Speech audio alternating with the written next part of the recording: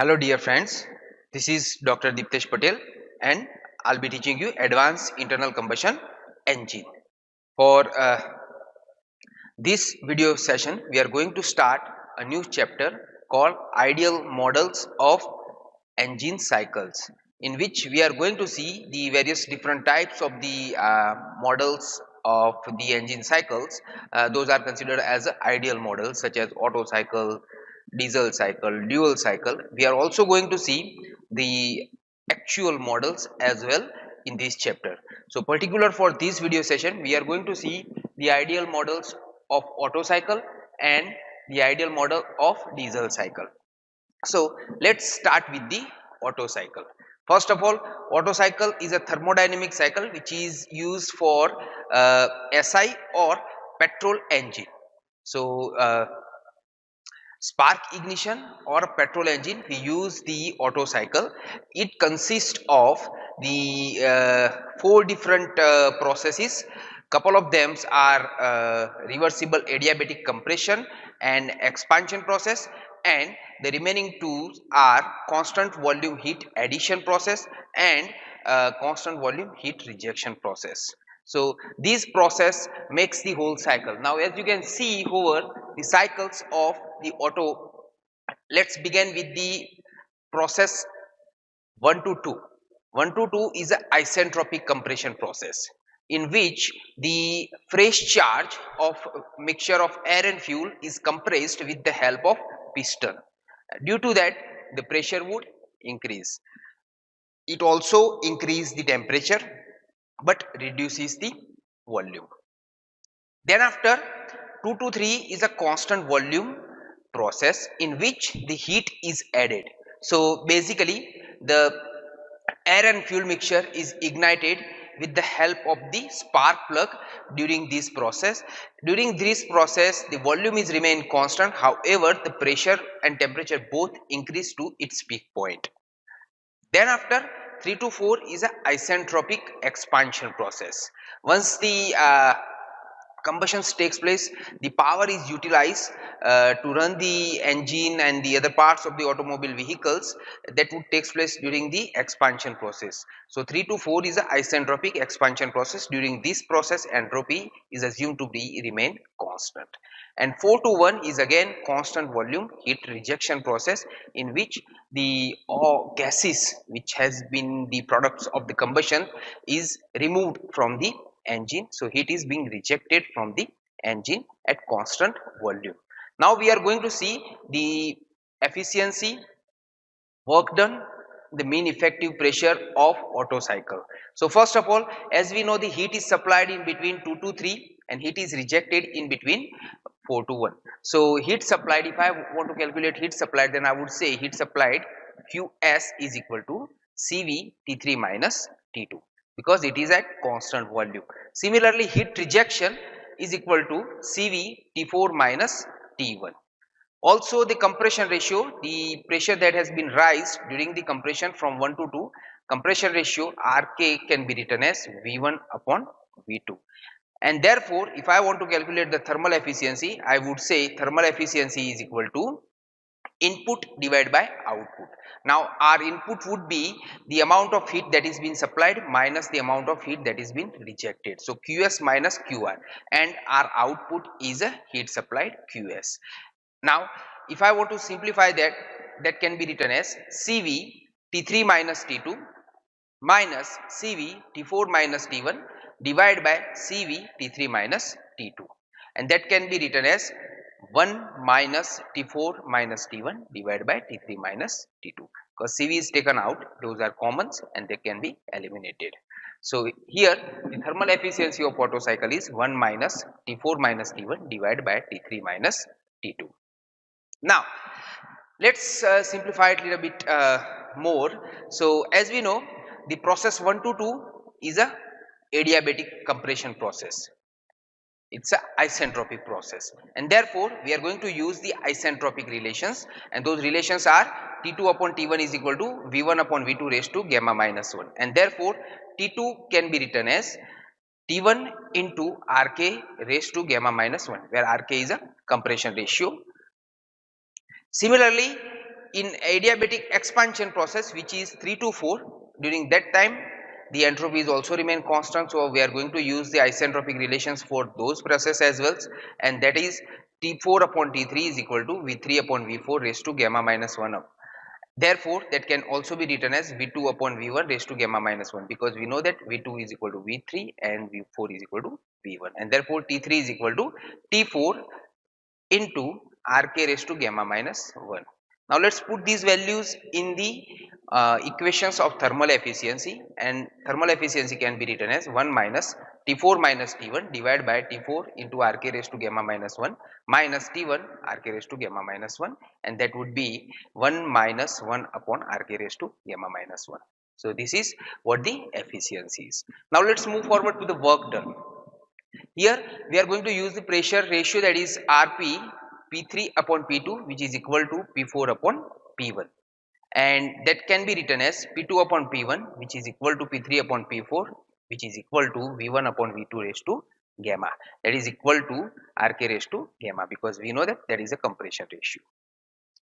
Now let's make the formula for work done, that is P3 V3 minus P4 V4 divided by gamma minus 1 minus P2 V2 minus P1 V1 raised to gamma divided by gamma minus 1, and that can be written as, we are going to take the 1 upon gamma minus 1 common out, so that can be written as 1 upon gamma minus 1 P4 V4 into P3 V3 divided by P4 V4 minus 1 minus P1 V1 P2 V2 divided by P1 V1 minus 1, and that is equal to 1 upon gamma minus 1 P4 V1 Rk raised to gamma minus 1 minus 1 minus P1 V1 Rk raised to gamma minus 1 minus 1. So that is work done.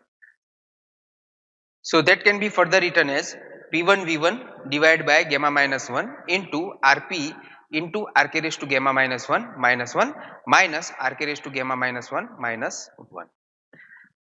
That can be written as P1 V1 upon gamma minus 1 inside the bracket Rk raised to gamma minus 1 minus 1 into Rp minus 1. So that is the formula to calculate the work done in Otto cycle. Now let's move forward for the mean effective pressure. Now mean effective pressure PM is equal to work done divided by swept volume. We know that it's a work done divided by swept volume. So that can be even further written as work done divided by swept volume is a V1 minus V2. Okay, V1 minus V2. So the mean effective pressure can be P1 V1 upon gamma minus 1 into Rk raised to gamma minus 1 minus 1 Rp minus 1 divided by V1 upon V2. So here we are going to put the equations of work done straight away, that would be divided by swept volume, that is V1 minus V2, and that is equal to P1 Rk inside the bracket Rk raised to gamma minus 1 minus 1 Rp minus 1 divided by gamma minus 1 upon into Rk minus 1. So that is the mean effective pressure in Otto cycle. Now let's move forward for the diesel cycle. We know that their workings are completely different. Here it's a compression ignition engine in which the fuel is ignited instantaneously because of the pressure. So diesel cycle works a little bit differently than the Otto cycle. So basically diesel cycle, it's a thermodynamic cycle for CI and diesel engine. It consists of a reversible adiabatic compression process, one reversible adiabatic expansion process, one constant pressure heat addition process, and one constant volume heat rejection process. So these are the 4 different processes of the diesel cycle. Now let's go through the diesel cycle. Here you can see 1 to 2 is a isentropic process in which the entropy is assumed to be remain constant, volume is reduced from V1 to V2 while the pressure and temperature both increase to its peak point.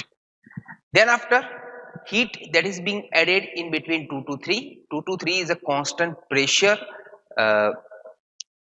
heat addition process, which is different than the petrol engine. In petrol engine we had the constant volume heat addition process, it's a constant pressure heat addition process. Then after 3 to 4 is again isentropic expansion process, in which the gases are released from the engine, and 4 to 1 is the constant volume heat rejection process, in which the gases are removed into the atmosphere. So the only difference between the Otto and diesel cycle are the process 2 to 3 or heat addition process. In petrol engine it's a constant volume heat addition process, in diesel engine it's a constant pressure heat addition process. Now let's go through the efficiency, work done, and mean effective pressure of the diesel engine. So first of all, diesel engine, in which heat supplied can be calculated in between 2 to 3. So heat supplied is equal to Cp T3 minus T2. We are going to use the Cp because heat is added at constant pressure. Heat rejections is Cv T4 minus T1. Here the compression ratio would be remain same, Rk V1 upon V2, while cutoff ratio Rc is taken in between volume from 2 to 3. So it is V3 to V2. It's a ratio of V3 to V2. That would be considered as a cutoff ratio. Efficiency, if I want to calculate the thermal efficiency, then it definitely heat supplied minus heat rejected divided by heat supplied.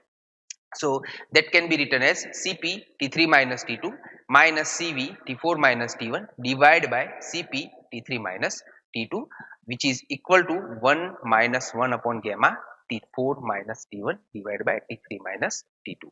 You know that Cp upon Cv is gamma, so that can be written here, right?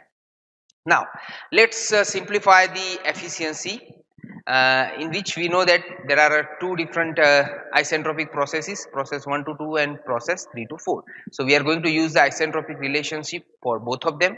So let's do that for compression process 1 to 2, which is written as T2 upon T1 is equal to V1 upon V2 raised to gamma minus 1, and we know that V1 upon V2 is a compression ratio Rk. So therefore this can be written as T2 is equal to T1 into Rk raised to gamma minus 1.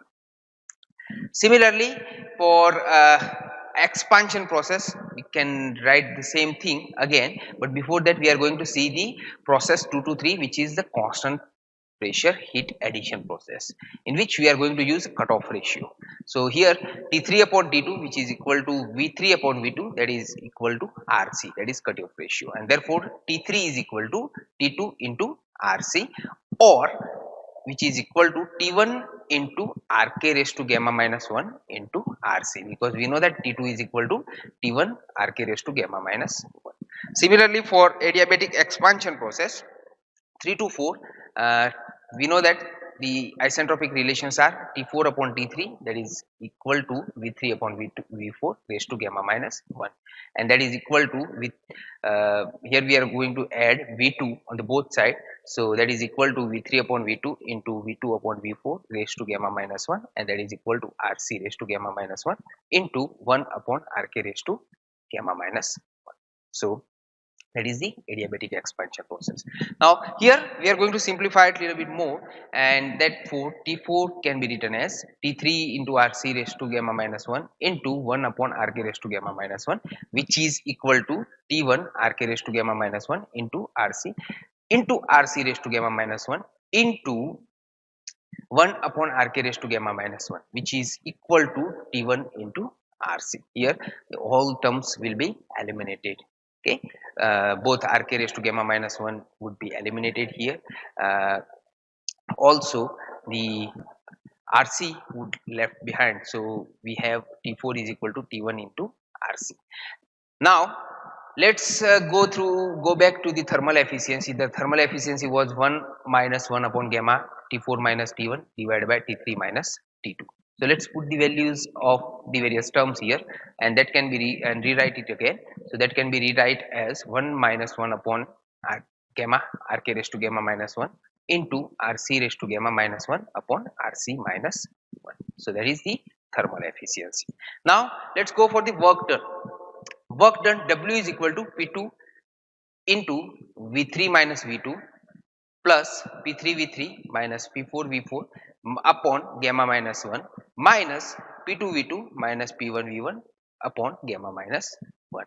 That can be rewrite as P2 RCV2 minus V2 plus P2 RCV2 minus P4 RKV2 divided by gamma minus 1 minus P2 V4 minus P1 RK V2 divided by gamma minus 1, because we know that V1 is equal to V4. Further simplification would lead us to P2 V2 into RC minus 1 gamma minus 1 plus RC minus RC raised to gamma into RK raised to gamma minus gamma into RK minus inside the bracket 1 minus RK raised to 1 minus gamma upon gamma minus 1, and therefore that would be P1 V1 RK raised to gamma minus 1 inside the bracket gamma RC minus 1 minus RK raised to 1 minus gamma into RC raised to gamma minus 1 upon gamma minus 1. So that would be the work done of the diesel cycle. Now let's move forward to the mean effective pressure.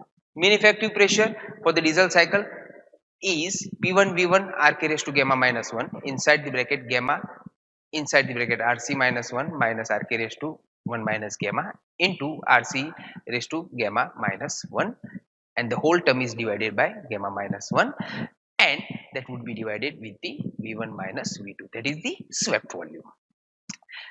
For the simplifications, we can go through. The mean effective pressure is equal to P1 RK raised to gamma inside the bracket gamma RC minus 1 minus RK raised to 1 minus gamma into RC raised to gamma minus 1, and the whole term is divided by gamma minus 1 into RK minus 1. So that is the mean effective pressure of the diesel cycle. So yeah, for today's session we have gone through the ideal models for both auto and diesel cycle. In the next video session we are going to see some more ideal models of the engine cycles, and we are also going to see the actual models of the IC engine. Thank you very much.